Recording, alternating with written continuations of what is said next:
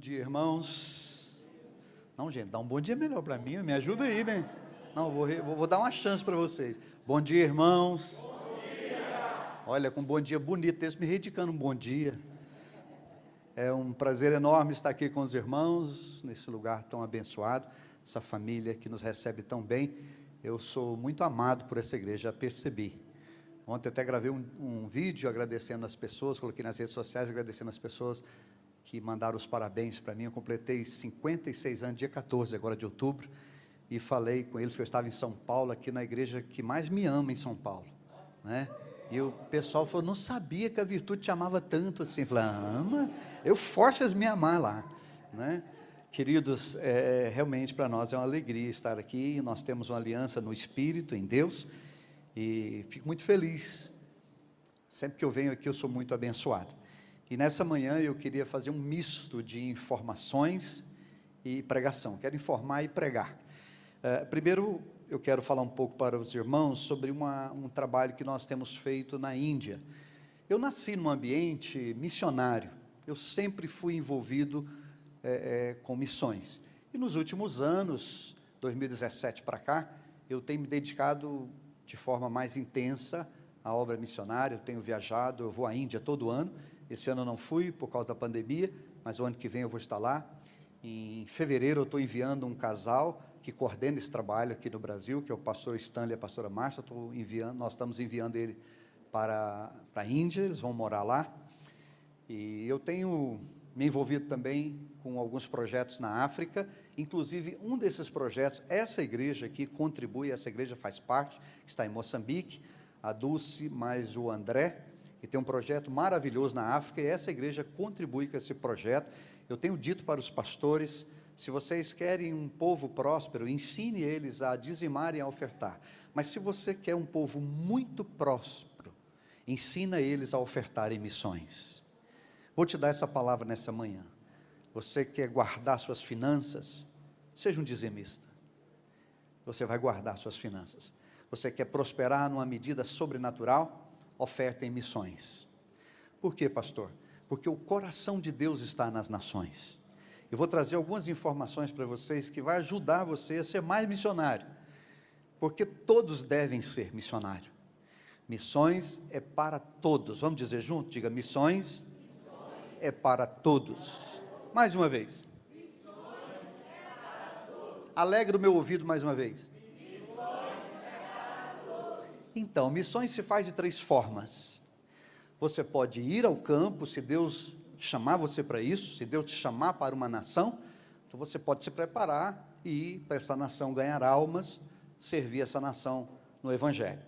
Você pode também fazer missões orando.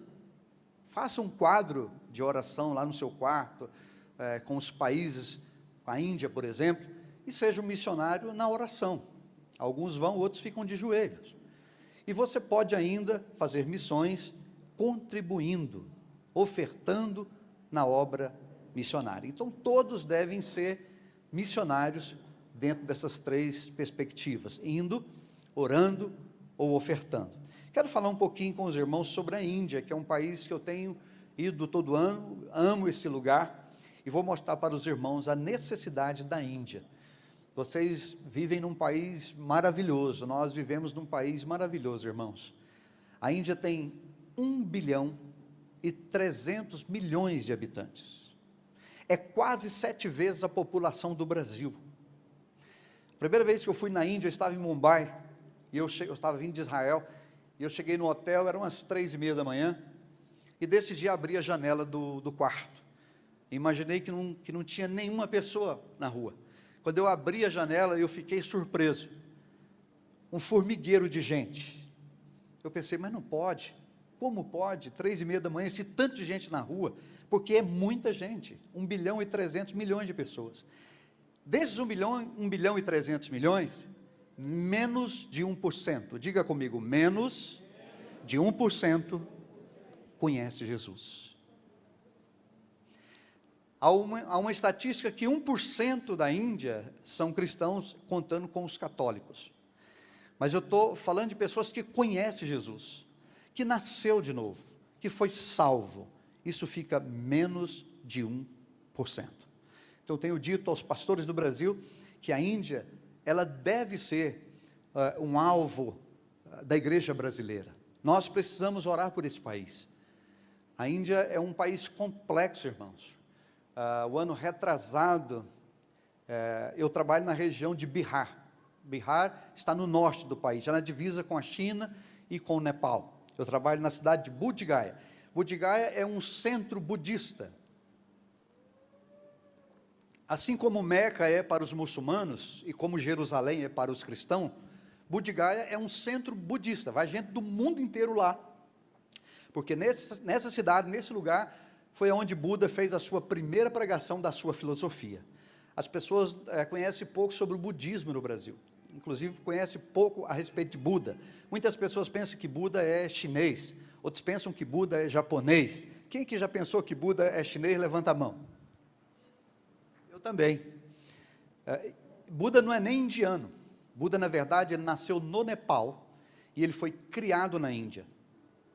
Como começou essa filosofia budista? Quando ele era bem jovem, em seus 18 para 20 anos, ele começou a colecionar pedras preciosas. E, não sei se vocês sabem, devem saber, Israel é o lugar onde tem as pedras preciosas mais poderosas, mais ricas, mais valiosas do mundo, em Israel. Então, Buda viajava da Índia para Israel para fazer negócio, para comprar e negociar pedras. Naquela época, só poderia fazer comércio em Jerusalém, fora dos muros de Jerusalém. Hoje não, eu estive lá, você tem um mercado dentro de Jerusalém, os palestinos têm comércio no centro de Jerusalém. Mas naquela época não, era feito fora dos muros, e ali tinha gente do mundo inteiro. Ali tinha pessoas de vários lugares do mundo, e várias religiões e filosofias. E Buda ali, comprando e vendendo as suas pedras, ele ouvia de tudo. Ele ouvia sobre o judaísmo, ele ouvia sobre as filosofias mais antigas, né? As filosofias gregas, por exemplo, né? Ouvia também sobre o poder do Império Romano, enfim. Ele foi juntando tudo o que ele ouvia ali e criou a sua filosofia budista e voltou para a Índia com a sua filosofia, mas ninguém acreditava nele, porque os indianos, eles são muito interessantes. Se você é uma pessoa que não tem bens financeiros, você fala para um indiano, ele não acredita em você. Mas se você tem dinheiro, mas se você tem algum poder aquisitivo, qualquer coisa que você falar para ele, ele vai acreditar. Então ele começou a pregar, mas ninguém acreditava na filosofia dele. E ele relacionava com uma mulher que comprava pedras preciosas dele, uma mulher muito rica lá na Índia. E essa mulher se interessou por ele, ele acabou se casando com essa mulher. E aí ele adquiriu o poder aquisitivo por causa dessa mulher. Então ele começou a pregar a sua filosofia se tornou famosa, sobretudo no Oriente, né? Aqui no Ocidente você não encontra muito budista, é uma religião oriental. A cidade onde nós estamos trabalhando, Bodh Gaya, é um centro budista. E ao redor de Bodh Gaya existem 128 vilarejos, alguns dos quais nunca ouviram falar do Senhor Jesus. Em 2018, nós rodamos um filme num vilarejo, o filme sobre a vida de Jesus, baseado no Evangelho de Lucas, na língua hindi. A Índia tem dois idiomas, né? É o hindi, que é oficial, e a segunda língua do país é o inglês, por causa da influência dos ingleses aí no século XVI, século XVII. Vamos dizer que a Índia foi recolonizada pelos ingleses. Então, se você fala inglês, você fica de boa lá na Índia.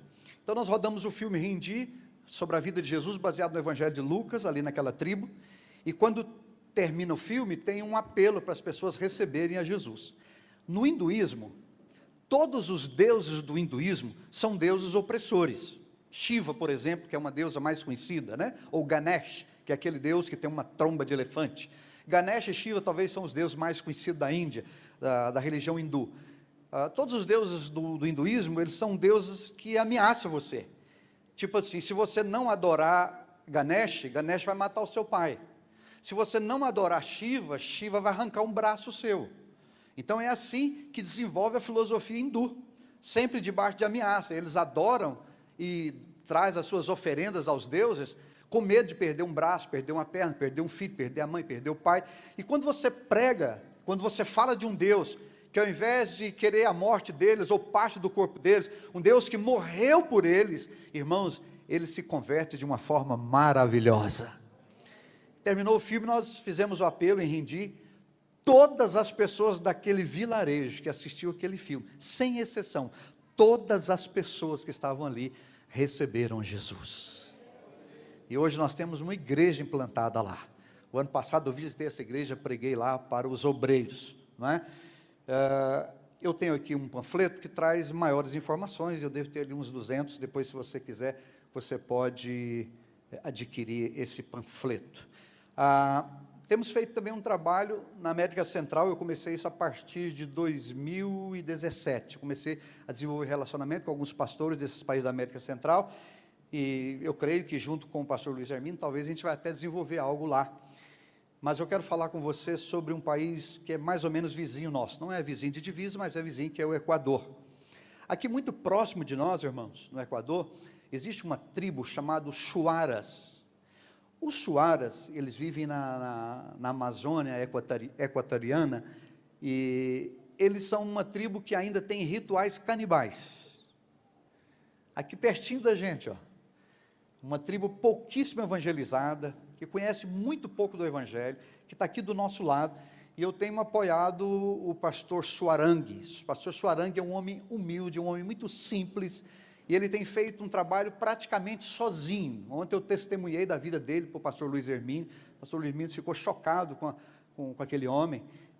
No dia do juízo, irmãos, no dia do julgamento, ou melhor, no dia do tribunal de Cristo, quando o Senhor for repartir os galardões, você vai ficar surpreso, porque você vai ver muitas pessoas como o Carlos Suarangue, que você nunca viu ele na internet, que você nunca viu um vídeo dele no YouTube, mas ele vai receber um grande galardão do Senhor, porque ele está levando os Shuaras para Jesus. Ele trabalha praticamente sozinho, irmãos, não tem apoio de ninguém, não tem apoio de missão, não tem apoio de igreja, é ele, a mulher dele e 2 filhos. Ele anda 12 horas num carro, numa estrada péssima do Equador, de Quito até os Shuaras, para pregar para aquele povo. É um povo muito perigoso, um povo violento, tem medo de perder as suas terras, mas o Shuarangue, ele ganhou o coração daquele povo. Então, tem apoiado também esse trabalho no Equador. Eu queria trazer algumas informações para os irmãos, mas antes eu queria que você abrisse a sua Bíblia, por favor, em Mateus, no capítulo 24.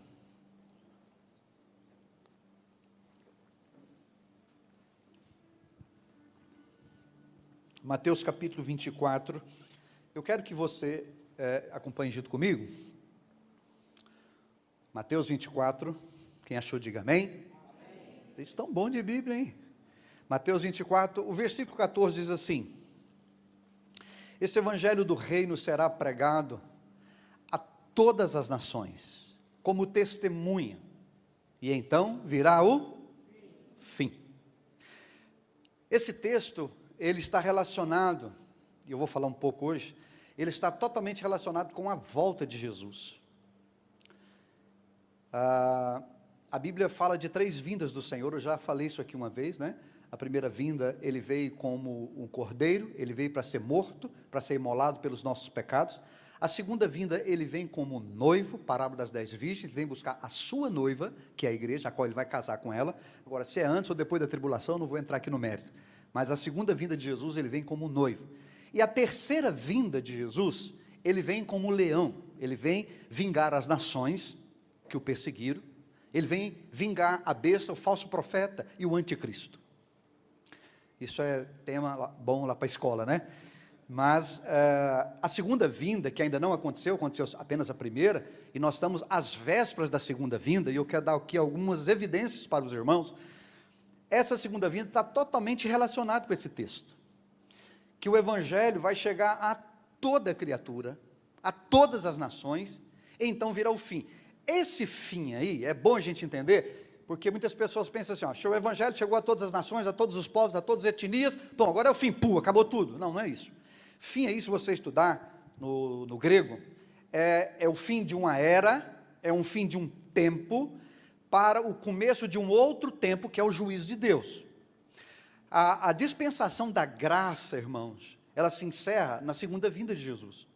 É o fim que ele está relacionando aí, que nós lemos aí. Então, o evangelho do reino vai ser pregado a todas as nações como testemunha, porque lá no juízo do trono branco, que é o 5º juízo, eu falei sobre isso na escola, aqueles que assistiram, as pessoas não vão ter o direito de dizer que não ouviu o evangelho, porque o evangelho será pregado como testemunha a todas as nações, então virá o fim. Esse texto está totalmente relacionado com a vinda de Jesus. E aqui eu quero dar alguns números para os irmãos perceberem o quanto nós estamos próximos da vinda de Jesus e como que a obra missionária, preste atenção, queridos, como que a propagação do evangelho tem andado numa velocidade extraordinária. Amados, é verdade que parte da igreja hoje está em apostasia. Quantos concordam comigo? E grande apostasia, né? Vivemos um momento, infelizmente, parte da igreja está morta, está sem vida. Nós tivemos na Europa agora em abril, é lamentável. O estado da igreja na Europa é deplorável, não é?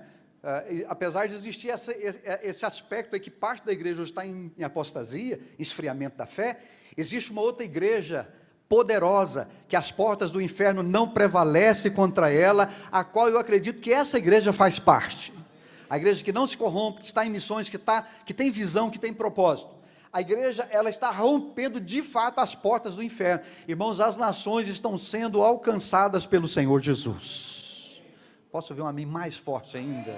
Não é? Então Deus está fazendo uma obra maravilhosa nas nações. Tem muita gente aí, em lugares escuros, não é? Em 2018 nós visitamos um lugar na Índia, irmãos. Foi o lugar mais escuro que eu já fui na minha vida. E ali tem um homem, ele é a esposa. Eu não tenho tempo aqui, mas uma hora eu vou contar para vocês como que Jesus salvou esse homem. E ele está lá naquele vilarejo, naquela tribo, sozinho, ele e a esposa, dando a vida pelo evangelho. E como que os radicais têm 3 anos, irmãos, que eles tentam matar aquele homem dia e noite e não conseguem matar. Quando você está dentro do propósito de Deus, ninguém tira a sua vida antes do propósito de Deus, né? Quando Paulo completou a sua obra, quando Paulo completou tudo que Deus tinha para fazer para ele, ele diz: irmãos, agora eu já estou sendo oferecido como libação. Em outras palavras, quem quiser matar agora já pode. Antes ninguém me matava porque eu estava cumprindo o meu propósito. Eu cumpri, eu corri a minha carreira, fiz tudo que Deus me mandou fazer. Agora eu já estou sendo oferecido como libação. Agora eu estou sendo colocado no altar. A expressão no original grego é exatamente essa. Agora eu estou sendo colocado no lugar de holocausto, né? Quando ele diz que agora está sendo oferecido, você pegar a palavra no grego, é o mesmo sentido da palavra do hebraico, lá quando Abraão oferece Isaac, é a mesma palavra, é o mesmo sentido. Agora eu estou no altar, quem quiser matar agora já pode, porque eu completei a minha carreira. Eu aproveito e já profetizo na sua vida que você não morrerá antes do tempo, enquanto você não cumprir o propósito de Deus para a sua vida. Você pode dar um glória a Deus? Então Deus está fazendo uma obra nas nações, irmãos. Ninguém para a igreja, é obra santa, ninguém detém. Quem é que lembra dessa música? Caraca, tem uns crentes que pisou na lama do dilúvio, né? Ninguém detém, é obra santa. Como é que é? Gente, pega um batista aí para mim, por favor. A Aline sabe, não sabe, Aline? A Aline sabe um pedacinho, então vamos cantar com a Aline, vai lá, Aline.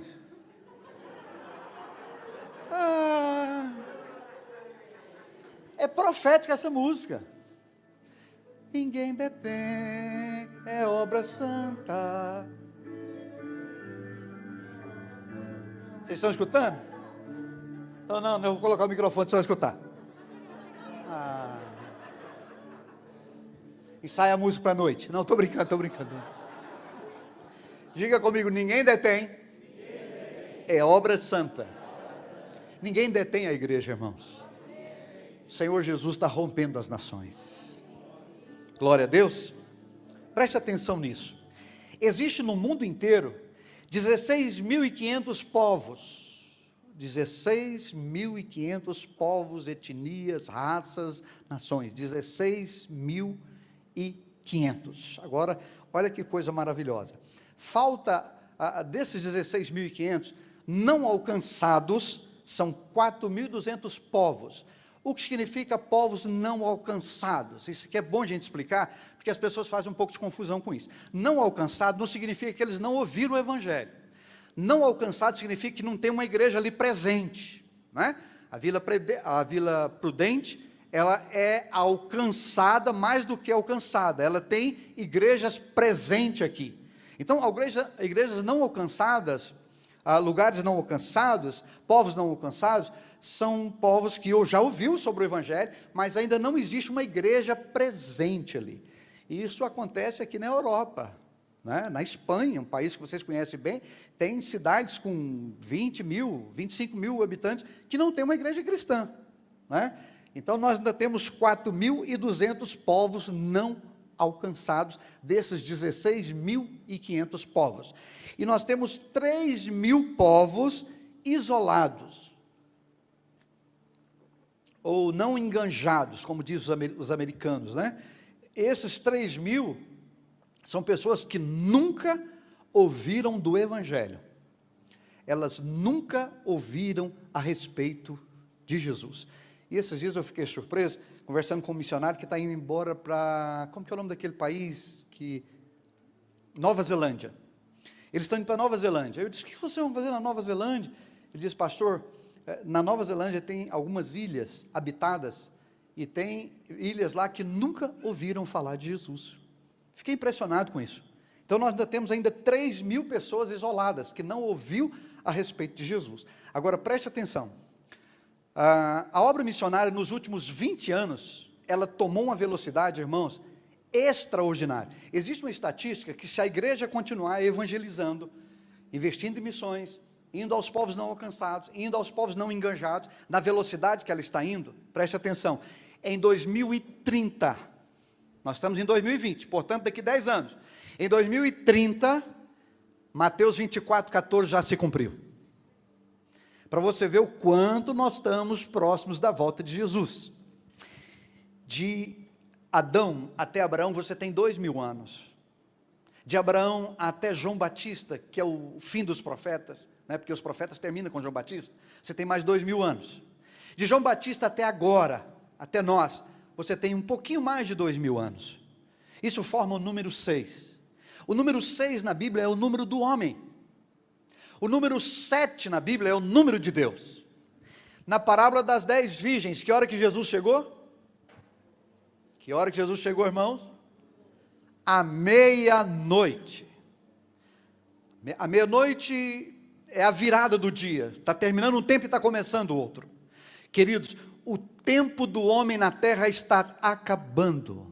Nós vamos entrar num tempo onde Deus virá, primeiro plano, para tirar a sua igreja, e Ele virá também para exercer juízo sobre as nações, sobre o anticristo, sobre o falso profeta, e nós vamos entrar no período milenar, onde a igreja vai reinar com Jesus por 1000 anos nessa terra, com o corpo glorificado. Jerusalém será a sede do reino milenar de Jesus, e nós reinaremos com Ele em glória por toda essa terra. Quando Paulo fala lá em Romanos 8, que nós reinaremos com o Senhor, ele está falando exatamente desse tempo, onde nós estaremos com o corpo glorificado, o mesmo corpo de Jesus, reinando no milênio, e depois do milênio final, o juízo do trono branco, e depois nós vamos governar o universo, toda a criação de Deus, porque a terra, perto da criação de Deus, é um pequeno cisco, é um grãozinho de areia, é insignificante, perto de toda a criação de Deus. Algumas pessoas acham que quando nós chegarmos na glória, vai ser aquele negocinho meio chato, né?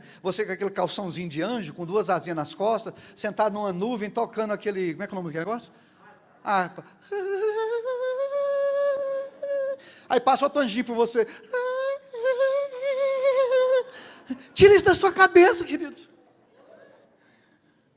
Vai ter uma sede, vai ter um lugar, vai ter uma cidade, a Nova Jerusalém, mas nós vamos governar o universo com o Senhor, irmãos.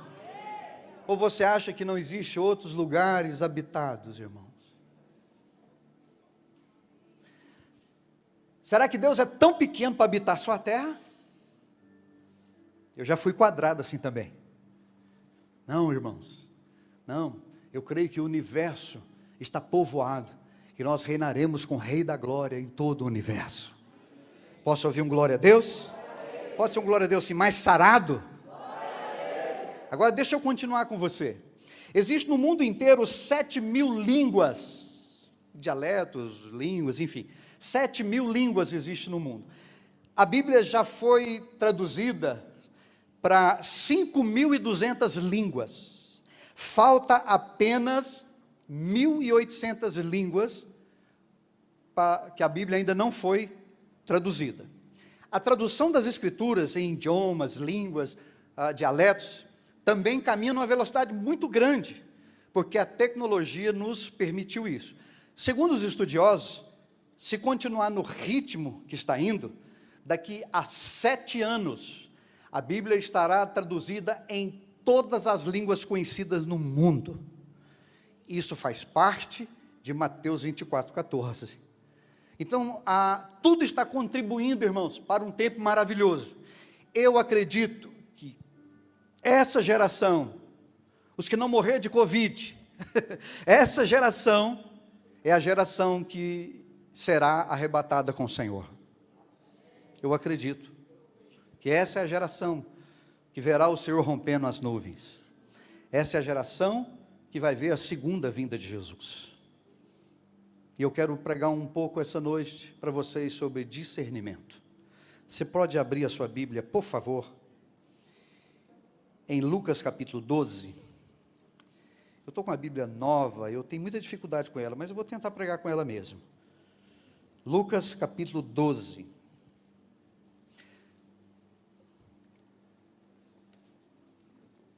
Vocês já ouviram algo de mim, eu vou repetir mais uma vez. Nós somos uma geração que não tem o direito de falhar. Nenhuma outra geração, irmãos, recebeu tanta revelação de Deus como a nossa geração. Não tem nenhum assunto que se pregue nesse púlpito que você já não ouviu alguma coisa a respeito. Ontem eu estava ouvindo o pastor Luiz Hermínio, apóstolo, né? Não posso chamar mais de pastor, agora é apóstolo. Ouvindo o pastor Luiz Hermínio, e aquele homem tem umas revelações de Deus, um negócio muito... Parece que Deus só dá para ele, né? Mas ele tem uma visão, parece que ele tem um binóculo, parece que ele enxerga muito longe, né? Mas aí você pensa assim, o que essa geração vai fazer com toda essa revelação? Nós vamos saber discernir por que Deus está falando tudo isso conosco, o que Deus quer com essa geração, revelando tanto a essa geração, esclarecendo, né? Discernimento é receber entendimento claro. O que eu vejo, irmãos, é uma geração que tem muita revelação, é uma geração que está ouvindo grandes homens e mulheres de Deus. Outro dia eu estava ouvindo uma conversa do John Piper com o Timothy Keller. Meu Deus, que coisa preciosa ouvir aqueles homens trazendo profundidade nas Escrituras, revelação, parece que é 2 apóstolos Paulo sentados, não é? Então essa geração, ela tem ouvido muito de Deus, tem muita revelação, mas infelizmente, irmãos, é uma geração que não sabe onde nós estamos. Profeticamente, há muitas pessoas na igreja hoje perdidas, elas não sabem onde nós estamos na história. Na revelação de Deus, elas não sabem onde a gente está. Ela é desprovida de discernimento. Tem muita informação, mas não consegue discernir o tempo, o momento, o que Deus está fazendo agora. Irmãos, existe um monte de crentes desapercebidos, que não está conectado com o Espírito, que não está conectado com Deus, com o que Deus está fazendo agora. Eu tenho nos últimos anos orado para Deus e falado, Senhor, eu quero aproveitar o restante do meu tempo, dos anos que me resta, eu quero gastar dentro da vontade do Senhor, do propósito do Senhor. Eu não quero ficar perdido, eu não quero ficar com quem está dando tiro para cima, eu quero saber onde eu vou gastar a minha existência, em quê, com qual propósito.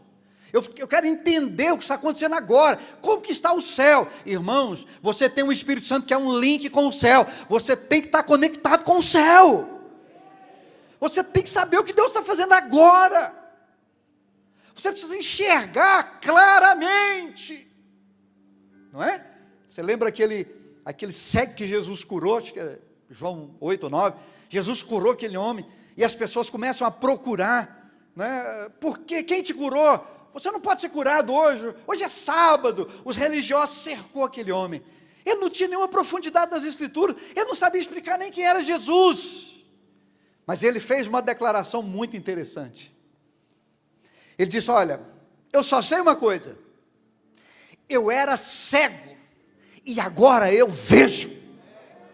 Irmãos, não seja cego, veja. Fique conectado com o Espírito. Entregue-se à oração em outras línguas, à palavra, a Deus, estude, desligue a sua televisão, mergulhe, aprenda do Senhor. Nós estamos vivendo um momento extraordinário. O rei está rompendo as nuvens. Eu não sei, queridos. Eu fiquei anos estudando, estudo até hoje escatologia. Sou metido a ser pré-tribulacionista. Mas muita gente hoje, gente coerente, Russell Shedd, no final da sua vida, estava mudando os seus pensamentos. Muitos homens coerentes hoje, Hernando Dias Lopes, Luciano Subirá, vou colocar um nome mais conhecido, mais contemporâneo, estão mudando, eu não sei, né? O Ângelo Basso, por exemplo, os Walkers, né? Eles estão trazendo um negócio diferente. A possibilidade de nós passar pela grande tribulação. Você já estudou sobre a grande tribulação? Irmãos, nós temos que nos preparar. Nós temos que entender o que Deus está fazendo. Você precisa estar conectado com Deus. Você não pode perder o momento profético que nós estamos vivendo. E Deus me deu esse texto aqui um dia. Eu estava indo, pastor Voneir, lá de Trindade, me convidou para ministrar lá, pertinho de Goiânia. Eu peguei o meu carro, estou indo para Trindade. Eu não sabia nem mesmo que eu ia pregar. Aí dentro do carro, o Senhor disse assim, abra sua Bíblia em Lucas 12. Eu abri em Lucas 12 e caiu nesse texto que nós vamos ler agora. E aqui Deus me deu uma série de entendimentos. Deus começou a falar forte comigo. Deus começou a colocar coisas em mim que eu fiquei, meu Deus, isso aqui tem tudo a ver com a nossa geração. Tem tudo a ver com hoje, com agora. Isso aqui tem tudo a ver com grande parte da igreja. Ou pelo menos o que nós estamos chamando de igreja, né? Porque só o Senhor sabe o que é igreja mesmo. Tudo que nós estamos chamando de igreja é uma visão que nós temos, né? É o que os nossos olhos estão alcançando. Mas o Senhor sabe de fato quem é a igreja. Porque essa pandemia revelou muita coisa, né, irmãos? Muitas pessoas abandonaram o evangelho. Muitas pessoas nunca mais voltaram na igreja. Essa pandemia revelou uma série de coisas, até porque a igreja ela estava num momento muito ruim dela, de eventos em eventos, e eventos rolando milhões e milhões, de gente de avião para cima e para baixo. A igreja estava numa festa antes dessa pandemia, as pessoas não estavam se portando com o Senhor, as pessoas não estavam se portando com os últimos dias. Amados, nós já entramos no princípio das dores, as primeiras dores de parto já começaram a acontecer, a pandemia. Depois abra sua Bíblia na sua casa, Lucas 21:11, é claríssimo.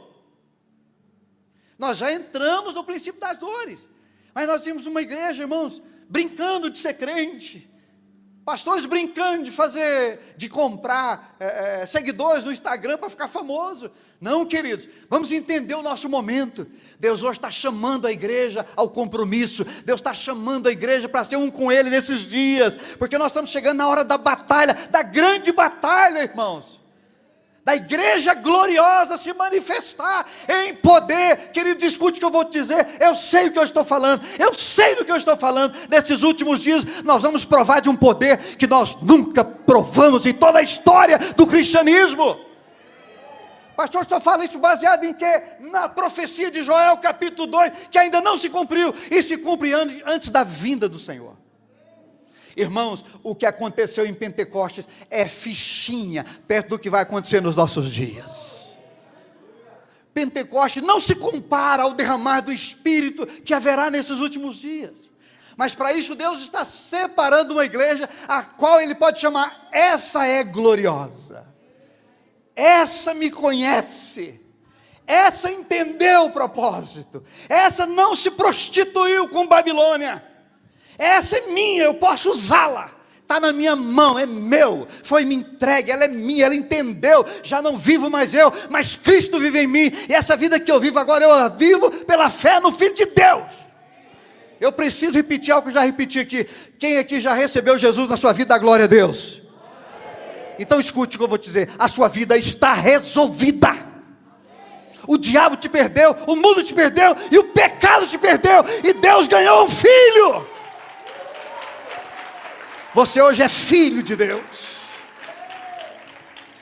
E nós vamos entender, amados, não podemos ser cegos. Não podemos. Lucas capítulo 12. Quem achou? A partir do 54. Então Jesus se voltou para a multidão e disse: quando vocês veem nuvem se formando no oeste, dizem vai chover, e assim acontece. Quando sopra o vento sul, dizem hoje vai fazer calor, e assim ocorre. Hipócritas, sabeis interpretar as condições do tempo da terra e no céu, mas não sabem interpretar o tempo presente. Olhe para mim, por favor, vamos dizer essa frase junto. Mas não sabem interpretar o tempo presente. Qual era o tempo presente deles? O tempo presente deles é: o Messias já chegou. Vocês não estão vendo o Messias. Vocês conhecem as profecias. Os profetas falaram.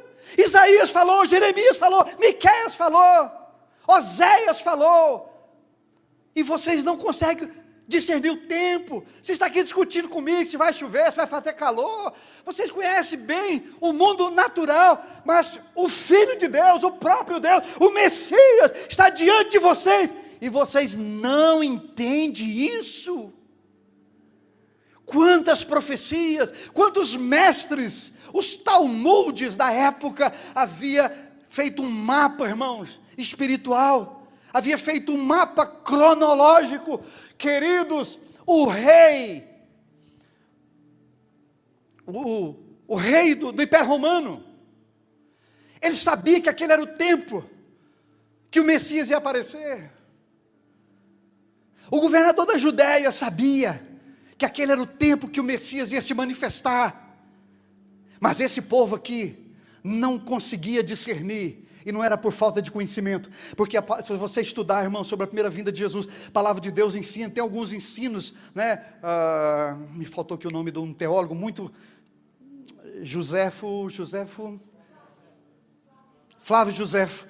Ele disse que todo Israel, amados, todo Israel sabia que era naquele tempo, que era por aqueles dias que o Messias ia aparecer, mas eles não discerniram aquele tempo. Amados, Noé, segundo os estudiosos, anunciou o dilúvio por 120 anos. O dilúvio é uma figura da vinda do Senhor. A palavra de Deus diz que só salvou Noé e a sua família. Isso é totalmente profético, porque a arca é o instrumento de salvação que é o Senhor. Mas Noé e a família fala da igreja. Só a igreja se salvou naquele tempo. E a igreja se resumia em Noé e a sua família, porque eles não creram, eles não discerniram a palavra profética de Noé. Ei, abra os seus olhos espirituais, é tempo de nós discernirmos as palavras proféticas que nós estamos recebendo, irmão. Os grandes homens e mulheres de Deus da história, estudiosos, que estão escondidos na oração, que estão escondidos no jejum, estão falando a mesma coisa. Jesus está voltando. Estamos caminhando para o fim dos tempos. Precisamos discernir a nossa geração. Precisamos discernir o nosso tempo. O que Deus está falando agora. Não podemos perder esse momento. Jesus os chamou de hipócrita. Que Deus não nos chame de hipócrita. Que Deus não olhe para nós e diga: vocês são bons nesse negócio de tempo. Vocês olham para a nuvem e vocês dizem, vai chover. E vocês acertam, chove mesmo. Quando vem um vento sul, você diz, vai fazer um calor. Caramba, aí dá 38 graus em São Paulo, os paulistas quase morrem. Vocês acertam. Ou seja, naturalmente vocês são bons. Para as coisas terrenas, vocês discernem fácil. Para as coisas da terra, vocês têm uma percepção aguçada. Mas o tempo de vocês, mas os dias, o que Deus está fazendo agora, o que Deus está falando, o que Deus está querendo fazer, irmãos, Deus está querendo chamar a atenção da igreja, porque muitas pessoas têm uma ideia errada dessa pandemia. Essa pandemia não é juiz de Deus, irmãos. Essa pandemia é Deus dizendo: igreja, olhe para mim. Igreja, acorde. A vida não é nessa terra. Eu tenho um propósito, essa terra vai ser restaurada. Vocês vão reinar sobre ela, mas a vida é na glória. Foi feita uma pergunta para mim agora no seminário, eu estava dando aula na MCM, perguntaram: pastor, qual é o propósito do milênio? Eu falei: o propósito do milênio é Deus mostrando para o homem que ele não precisava sofrer tanto como ele sofreu por causa do pecado. É Deus mostrando para o homem o que era o Éden. Irmãos, o milênio é um grande Éden, a terra vai se tornar um Éden.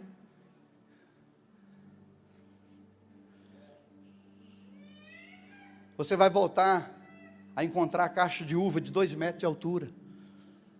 Você vai ter dificuldade de carregar uma pera na mão, pelo tamanho dela.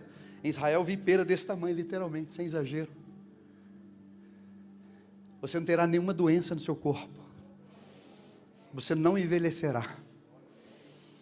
Os da ruga e da glória a Deus. Yes! Pastor, na ressurreição, como será? Na ressurreição, todos nós teremos a mesma idade do Senhor.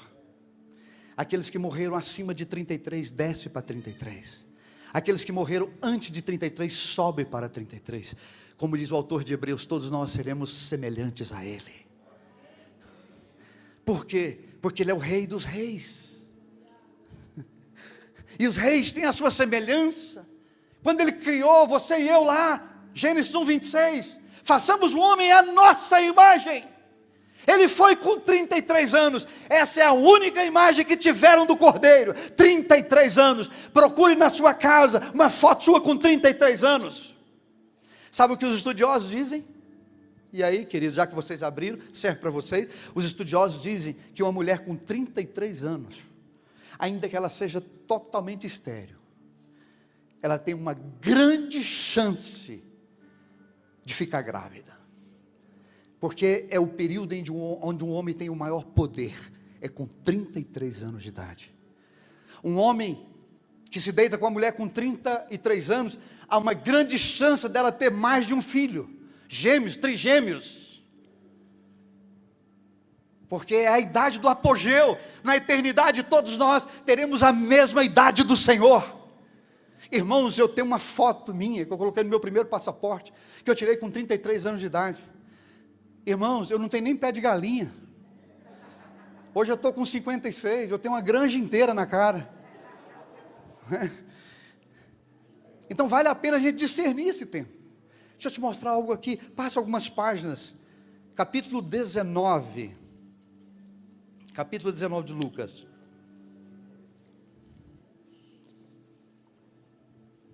Verso 41. Quando Jesus se aproximou de Jerusalém e viu a cidade, começou a chorar. Como eu gostaria que hoje vocês compreendessem o caminho para a paz, disse ele. Agora, porém, isso está oculto aos seus olhos. Chegará o tempo em que os seus inimigos construirão rampas para atacar os seus muros e os rodearão e apertarão o cerco por todos os lados. Verso 44. Esmagarão vocês e os vossos filhos, e não deixarão pedra sobre pedra, pois você não reconheceu que Deus o visitou. O contexto é o mesmo, querido. Essa profecia de Jesus ainda não se cumpriu. Ela se cumpre na metade da grande tribulação, quando os judeus quebram a sua aliança com o anticristo. Falei de aliança, mas estou sem aliança, viu? Quando o judeu quebra a sua aliança com o anticristo, Aí se cumpre o texto de Miqueias, que eles vão crer em Jesus, e eles vão clamar por Jesus, pelo Messias. E aí no final dos 7 anos, Jesus desce e pisa no Monte das Oliveiras, né, Apocalipse 1:8, que é a terceira vinda do Senhor, e ali eles reconhecem o Messias, ali eles reconhecem Jesus. Mas queridos, quando Jesus olha para Jerusalém, quando Jesus olha para os judeus, ele chora. E por que ele chorou? Que ele disse: vocês vão sofrer. Porque Jesus já os conhecia, Jesus sabia que o coração deles era duro, Jesus sabia que eles não iam recebê-lo, Jesus sabia que eles não iam crer na profecia dele, na palavra dele. Aí ele olha e diz: olha, eu estou chorando porque a casa de vocês vai ser atingida, a família de vocês, os filhos de vocês, os inimigos vão sitiar vocês, vão fazer rampa, vai pular o muro fora de proteção, vai romper, vai entrar na casa de vocês, vai saquear. Amados, quando nós não discernimos o nosso tempo, quando nós não discernimos as profecias, nós vamos padecer, amados, nós vamos sofrer. Quando nós não discernimos o tempo de Deus, nossos filhos vão sofrer. Quando nós não discernimos o tempo de Deus, a nossa casa, a nossa geração vai padecer. E Jesus aqui chora por um povo que não tem entendimento. Jesus diz: olha, vocês não têm entendimento, vocês não conseguem enxergar, e por isso eu choro, porque é inevitável. Se você não entender o tempo profético de Deus, você vai sofrer o dano, querido. Se você não entender o momento de Deus, você pode sair fora dele. Eu vejo hoje, deixa eu abrir um parênteses aqui, eu vejo muita gente brincando, irmãos. Eu vejo gente brincando com divórcio. Eu vejo gente brincando com pecado e púlpito. Está cheio no Brasil. Sei que está sendo transmitido, mas que a verdade seja dita. Gente brincando com pecado e com púlpito. Eu vejo um monte de crente brincando com mamon. Ei, deixa eu te dar uma palavra. Em nome de Jesus, eu sei do que eu estou falando. Não brinque com mamon. Mamon não sabe brincar. Ele veio para matar, roubar e destruir. Ele não veio para brincar. O Deus desse século não veio para brincar. Não se envolva com ele, se envolva com o Rei da Glória. O Deus desse século não brinca, o Deus desse século rouba, mata e destrói. Mas nós encontramos uma geração que não tem percepção.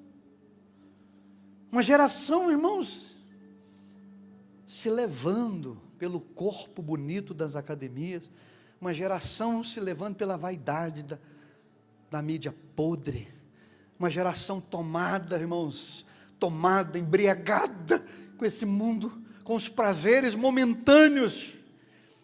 Quando a Bíblia diz que Jesus escolheu a cruz, quando ele escolheu a obediência, ele escolheu porque ele decidiu não fazer a vontade dele.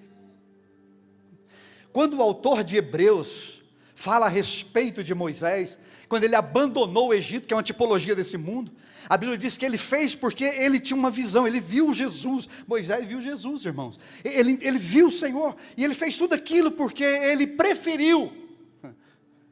Decisão, preferências são decisões.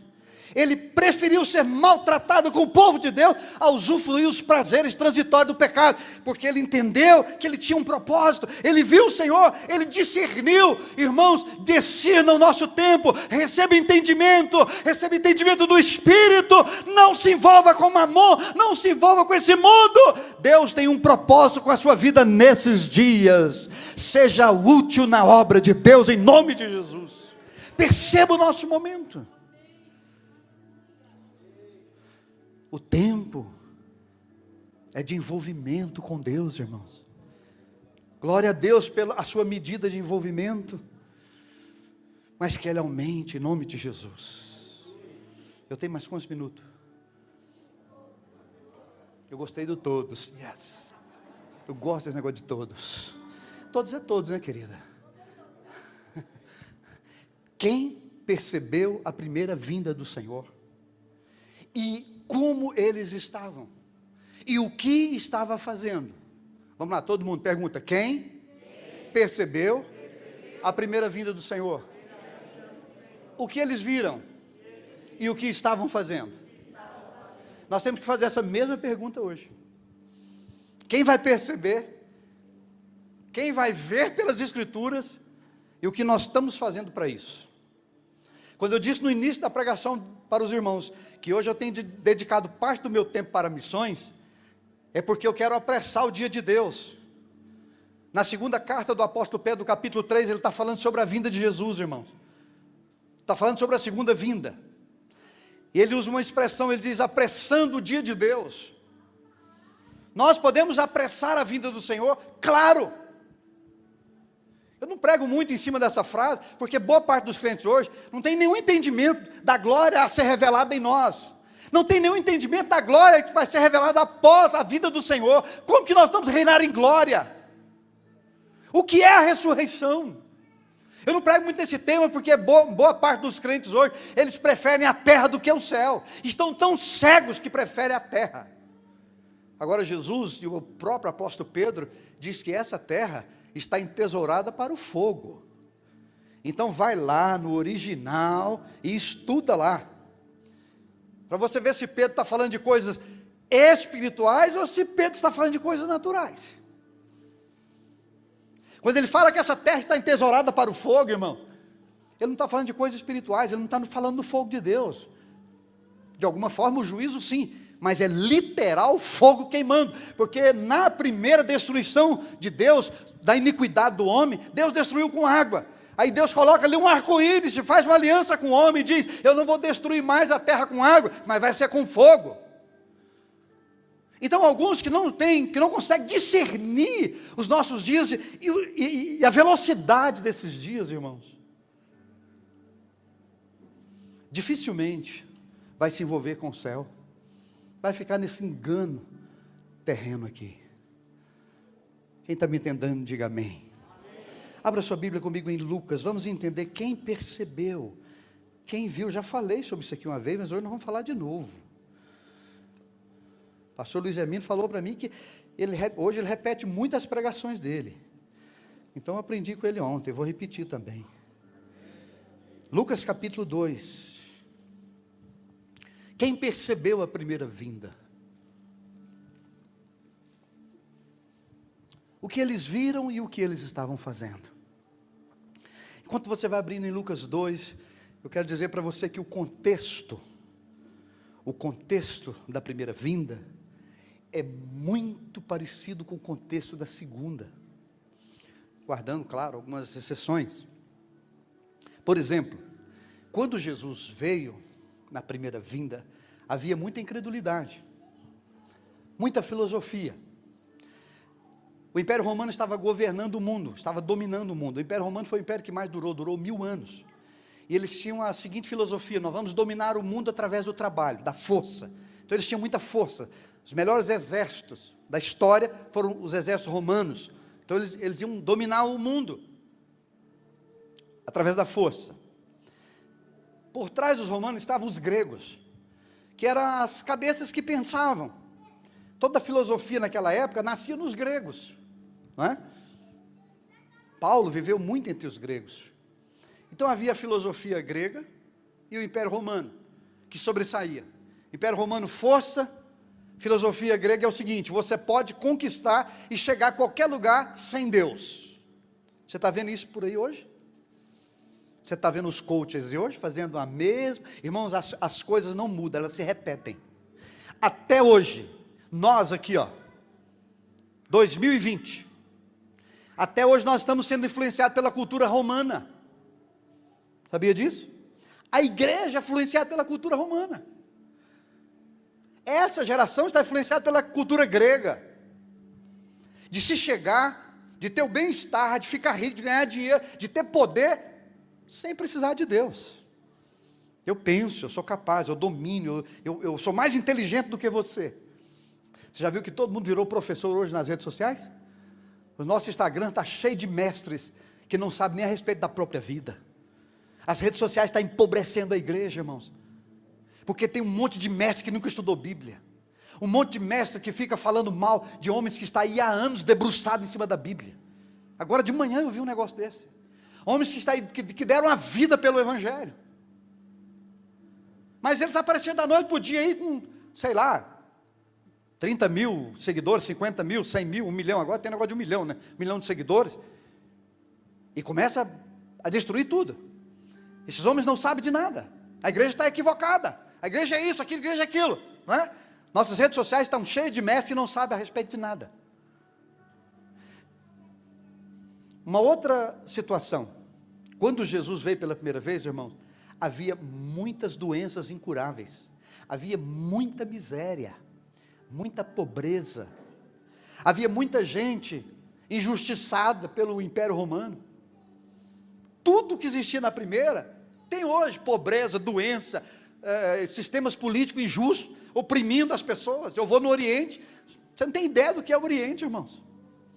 No Cairo, capital do Egito, se você andar com a Bíblia na mão, é perigoso você ser linchado. Então o contexto hoje é muito parecido com o contexto da primeira vinda. Mas quem percebeu a chegada do Senhor? Primeiro, o grupo que percebeu a chegada do Senhor. Eu estou aqui com um bloquinho da minha amiga Marisa. Cadê minha amiga Marisa? Estou usando o bloquinho dela, né? Lucas capítulo 2, olha aí para a sua Bíblia, a partir do verso 8. Naquela noite havia alguns pastores nos campos próximos, vigiando rebanhos de ovelhas. De repente um anjo do Senhor apareceu entre eles, e o brilho da glória do Senhor os cercou. Ficaram atemorizados, mas o anjo lhes disse: não tenham medo, trago boas notícias que darão grande alegria a todo o povo. Hoje em Belém, a cidade de Davi, nasceu o Salvador, que é Cristo, o Senhor. Vocês o reconhecerão por este sinal: encontrarão um bebê enrolado ou envolvido em faixas de pano, deixada numa manjedoura. Até aqui está bom. Este foi o primeiro grupo que percebeu, que recebeu o primeiro sinal da vinda do Senhor. A palavra de Deus, se eu não me engano é Miqueias, eu esqueci o endereço, diz que Deus não faz nada sem primeiro revelar aos seus santos, os profetas. Nesses últimos anos, Deus tem usado homens e mulheres para trazer sinais da vinda de Jesus. É certo que tem muita bobagem por aí também, tem muito emocionalismo, mas tem homens sérios, tipo o cara lá do Zica, né? Zica? Lá de Campo Grande. Dinho, né? E muitas outras pessoas sérias aí, que estão vendo os sinais. Agora, irmãos, o que eles estavam fazendo? Eles estavam pastoreando ovelhas. De alguma forma, todos nós somos pastores. Você tem que perder essa visão de que pastor é só aquele que está aqui em cima. Todos nós aqui somos pastores de gente, pastores de ovelha, pastores de pessoas. O primeiro grupo estava envolvido em cuidar de pessoas. Ovelhas são pessoas. A quem Deus vai se manifestar em primeiro plano? A quem Deus vai falar a respeito da sua segunda vinda? Aqueles que estão envolvidos com a obra dele. Quer te dar uma palavra? Envolva-se com a obra de Deus. Porque esse foi o primeiro grupo que recebeu a revelação de que o menino está chegando, o Salvador. Eles estavam nas vigílias da noite, irmãos. Eles estavam atentos. Eles não estavam vivendo a vida de qualquer jeito, eles estavam na oração, na vida com Deus e cuidando de pessoas. Eu libero uma palavra aqui, que essa igreja vai ser uma igreja que vai cuidar de pessoas em nome de Jesus. Você vai se importar com o seu vizinho, com a pessoa do outro lado da rua, com a pessoa no trabalho. Você vai ser pastor de pessoas. Você vai vigiar para que elas não se percam, para que elas não perdam a salvação. Esse foi o primeiro grupo. Não estavam dormindo, irmãos. Eles estavam nas vigílias da noite. Depois lê esse texto na King James. Eles estavam nas vigílias da noite. Estavam atentos. Não estava dormindo, não. E estava ali cuidando das ovelhas. Não, eu não vou me envolver com esse mundo. Eu vou envolver com Deus, com a oração. Deus vai me fará um pastor. Ainda que não derrame óleo na minha cabeça, não tem problema, eu vou cuidar de pessoas, porque essa é a vontade de Deus, esse é o propósito de Deus. Irmãos, todos aqui são enviados, todos aqui são missionários. Amém, queridos? Então o primeiro grupo viu porque estava envolvido com a oração, estava envolvido em cuidar de pessoas. Segundo grupo, olha na sua Bíblia, versículo 25. Naquela época, vivia em Jerusalém um homem chamado Simeão. Ele era justo e devoto, e esperava ansiosamente pela restauração de Israel. O Espírito Santo estava sobre ele, e lhe havia revelado que ele não passaria pela morte, enquanto não visse o Filho de Deus, né? Até conhecer, ver o menino. 27.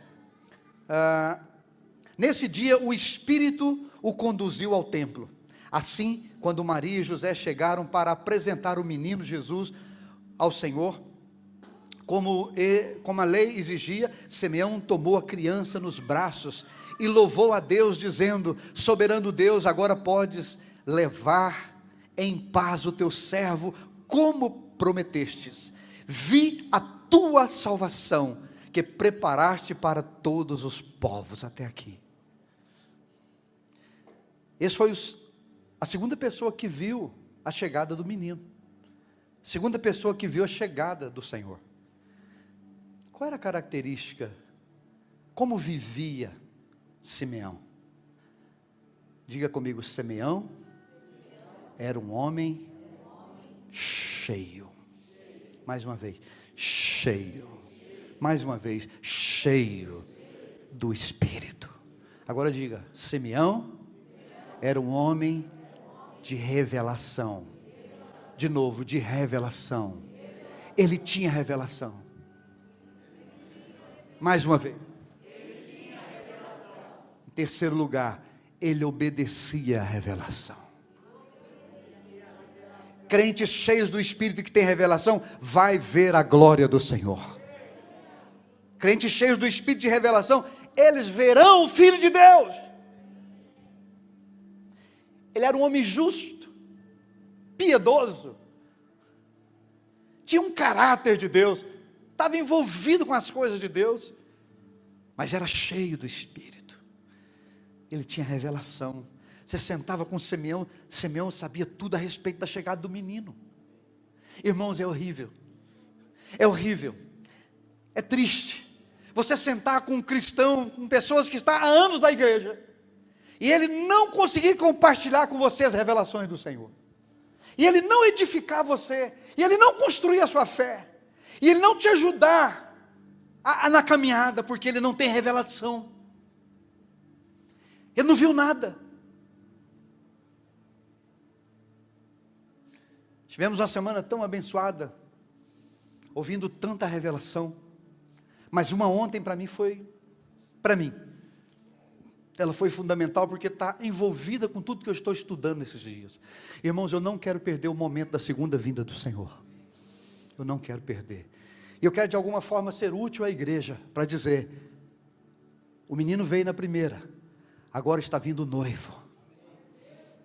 Eu amo a parábola das 10 virgens, porque tem um momento que diz assim: eis o noivo. Um dia eu estava lendo aquela parábola no meu quarto, era tarde da noite. O Senhor veio a mim e disse: essa deve ser a sua pregação nesses últimos dias. Eis o noivo, saí ao seu encontro.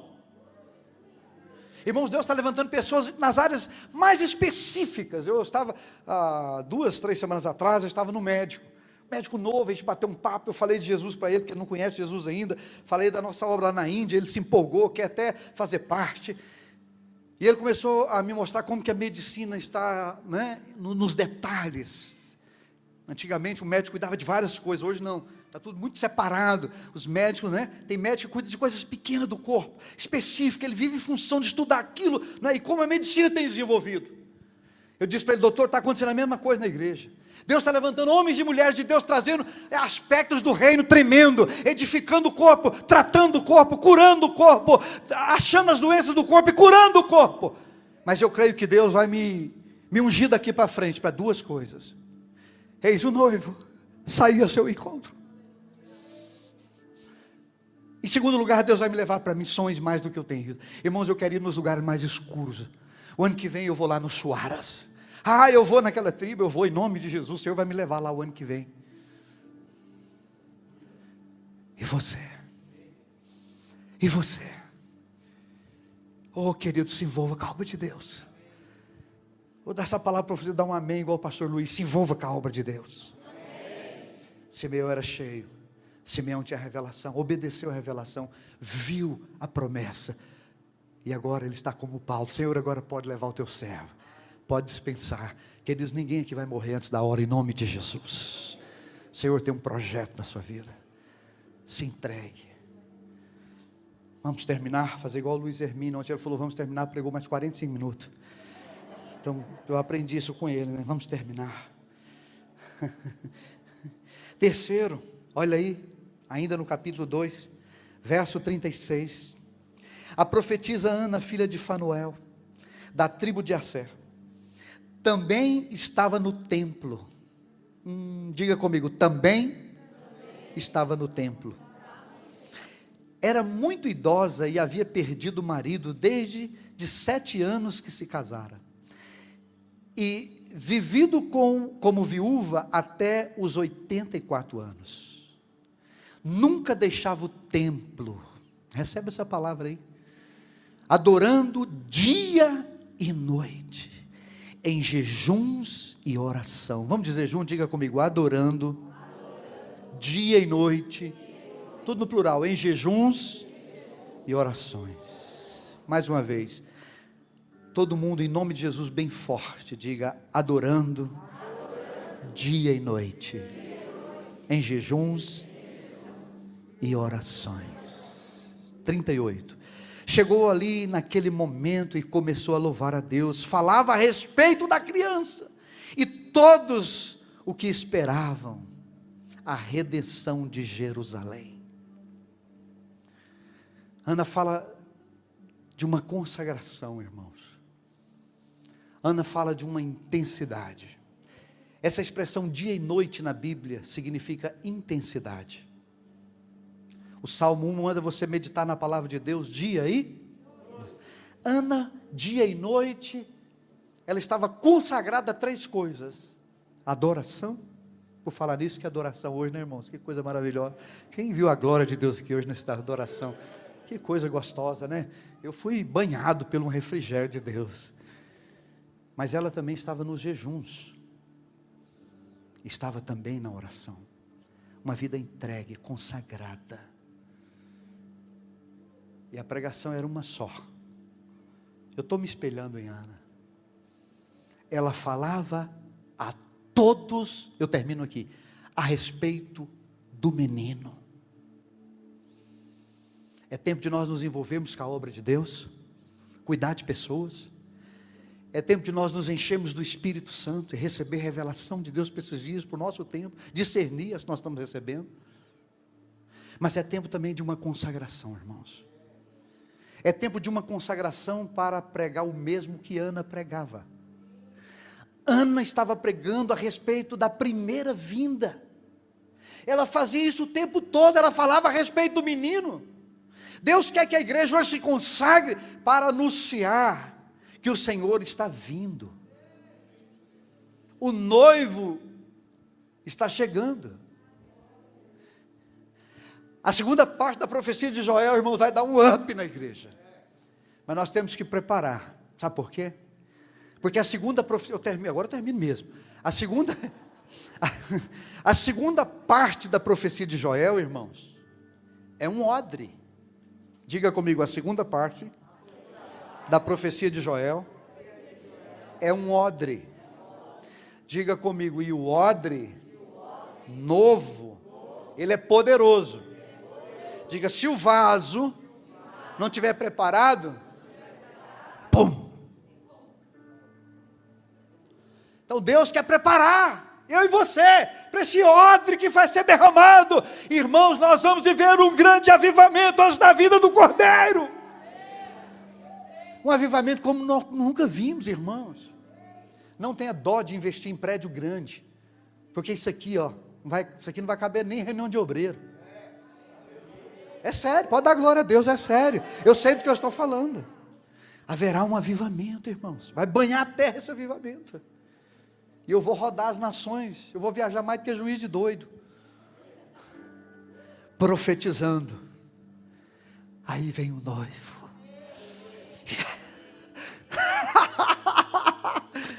É aquela visão do cavalo branco de Apocalipse, né?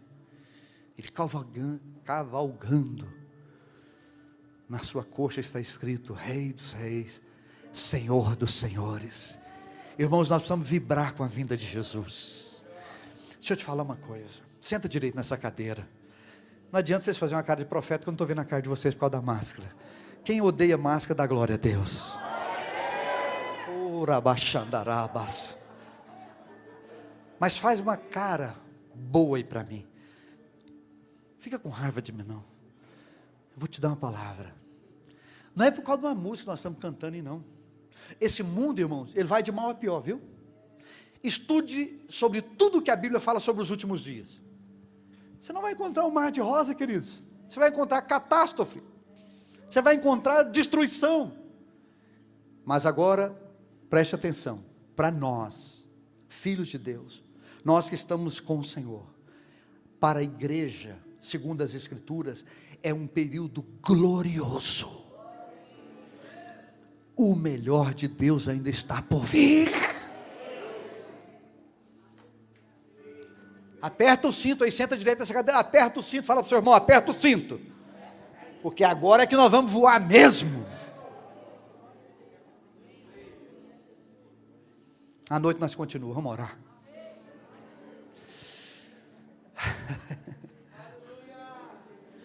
Ó, eu era para ter viajado sexta-feira, mas não deu certo a minha viagem de sexta-feira. Era para mim estar no Tocantins e no Maranhão. Jesus mandou ficar aqui, então vocês vão ter que me aguentar. Quem entendeu essa palavra? Quem vai discernir os nossos dias aqui, irmãos? E quem vai entrar no discernimento? Quem vai envolver com a obra de Deus, ficar cheio do Espírito? Quem vai, como Ana, profetizar? O noivo está chegando. Se prepare para isso. Eu quero que você coloque a sua mão na posição de receber.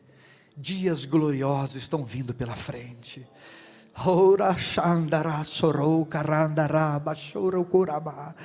Ó Senhor, prepara a tua igreja para esses dias. Ó Senhor, prepara-nos. Senhor, prepara-nos. Ó Senhor, prepara a virtude, Senhor. Prepara essa igreja, prepara mim, prepara esse povo que está aqui à minha frente, Senhor. Dá-nos entendimento, Senhor. Abre o nosso entendimento para compreender as profecias, Senhor. Dá-nos entendimento, Senhor. Dá-nos revelação, dá-nos discernimento claro. Ó Senhor, eu oro por esses irmãos, por essas irmãs, até pelas crianças, de colo nessa igreja. Eu já profetizo: recebe entendimento revelado, recebe discernimento, esclarecimento, veja claramente, não seja Laodiceia, não seja Laodiceia, receba o colírio de Deus sobre os seus olhos. Coloque a mão no seu coração, porque eu vou orar pelos seus olhos. Mas não para os seus olhos físicos, como muitos pastores fazem. Eu vou olhar para os seus olhos espirituais, que está no seu coração. Ó Senhor, abre o nosso entendimento, Senhor. Dá-nos o entendimento, Senhor. Não queremos ser como aqueles que conseguem identificar, Senhor, o que acontece na terra, mas não conseguem identificar o que está acontecendo no céu. Ó Senhor, dá-nos entendimento do mundo espiritual. Dá-nos entendimento, meu Pai, dos nossos dias, do nosso tempo. Queremos discernir o nosso tempo. Abre os olhos. Éfata, abre os olhos espirituais da tua igreja, Senhor, para que possamos ver o momento que nós estamos. Senhor, nós queremos saber profeticamente onde nós estamos. Ó Senhor, não queremos ser uma geração perdida no tempo, Senhor. Nos ensina a contar os nossos dias, nos ensina a ver, Senhor, ver com os teus olhos, ver com os olhos do Espírito, para onde o Senhor está nos levando. Ó Senhor, em nome de Jesus, recebe agora colírio do Espírito. Ó Espírito Santo, ó Espírito Santo, coloca colírio agora nos nossos olhos. Feche os seus olhos físicos por um instante. Coloca colírio, Senhor. Sabemos que colírio é a tua palavra. Ela é o colírio dos nossos olhos. Dá-nos uma fome pela tua palavra. Dá-nos um desejo pela tua palavra. Oh, Senhor, porque ela dá entendimento ao simples. Ela dá entendimento ao simples, Senhor. Ela revela o teu propósito. Oh, Senhor, em nome de Jesus, queremos entender o nosso tempo e fazer parte desse tempo, Senhor. Em o nome de Jesus. Em o nome de Jesus. Em o nome de Jesus. Em o nome de Jesus. Levante as tuas mãos e comece a glorificar a Deus pelo entendimento revelado. Levante as tuas mãos e diz: Senhor, obrigado pela tua palavra, obrigado pelo entendimento que o Senhor está trazendo nesses dias. Querido, comece a agradecer por homens e mulheres de Deus da nossa geração, pessoas sérias, que estão trazendo entendimento sério, que está de forma séria na obra de Deus, como os pastores de vocês. Louvem a Deus agora por homens e mulheres que Ele está levantando e revelando. Louve ao Senhor agora por entendimento revelado, por uma igreja acordada, por uma igreja viva, atenta, com seus olhos fitos no futuro, na glória que há de ser revelada em nós. Irmãos, a palavra de Deus diz que nenhuma coisa na terra, nada nessa terra, nem mansão, nem carro de luxo, nada, nem fama, nem império, nada pode ser comparado à glória a ser revelada em nós. O Icabod, não, a glória de Deus não vai acabar em nós, como ela se findou nos filhos de Eli, Hofni e Finéias. Não, nós não vamos bloquear a glória de Deus, nós não vamos brincar com a obra de Deus, nós não vamos pecar com a obra de Deus. A glória de Deus vai continuar se manifestando, o Shekinah de Deus vai continuar se manifestando em nós, nos nossos lares, no nosso ministério, nessa igreja, em nome de Jesus. Aleluia. Levante as tuas mãos, diga: Senhor, eu quero brilhar com a tua glória. Aleluia. Glorifique a Deus, glorifique a Deus, glorifique a Deus. Aleluia.